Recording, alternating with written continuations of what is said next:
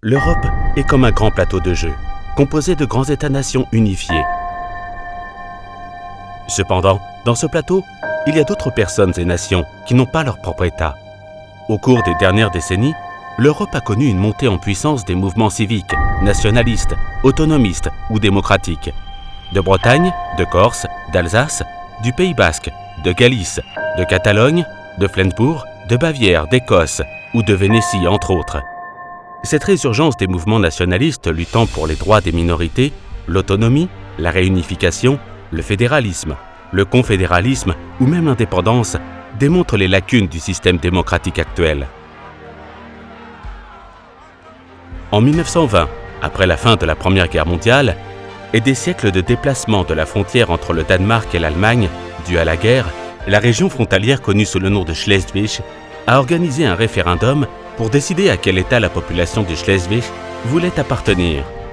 La partie nord opte majoritairement pour le Danemark, tandis qu'une majorité de la partie sud choisit de faire partie de l'Allemagne. Cela a toutefois laissé des minorités d'origine danoise et allemande de part et d'autre de la frontière. Et pour assurer un large soutien à la nouvelle frontière, les gouvernements de l'Allemagne et du Danemark ont signé en 1955 les déclarations de Bonn-Copenhague, un document dans lequel ils sont engagés à respecter et à protéger pleinement les droits des minorités. L'île de Corse était une république indépendante, jusqu'à ce qu'elle soit conquise par la France. Aujourd'hui, les différents mouvements de souveraineté se battent pour obtenir un plus grand pouvoir de décision et la reconnaissance de leur langue. En 2017, le gouvernement catalan a promu un référendum d'autodétermination. Cette initiative a été bien accueillie et a bénéficié d'une mobilisation populaire massive. L'État espagnol a considéré cet appel comme illégal et a réprimé le vote par la violence. Le cas de la Catalogne est l'un des nombreux exemples qui démontrent la capacité des citoyens à se mobiliser. Mais les institutions européennes accompagnent-elles cet esprit de transformation ?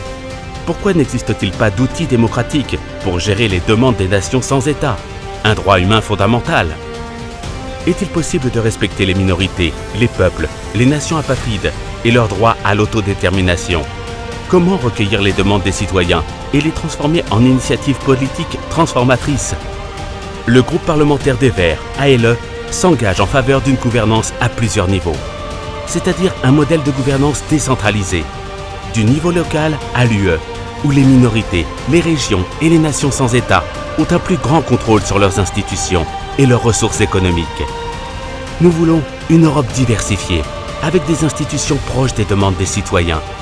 Nous voulons un système démocratique qui reconnaisse et respecte le droit à l'autodétermination et accompagne toutes les nations vers plus d'autonomie et de reconnaissance. Nous voulons des solutions pour le peuple. Nous voulons une Europe pour tous les peuples.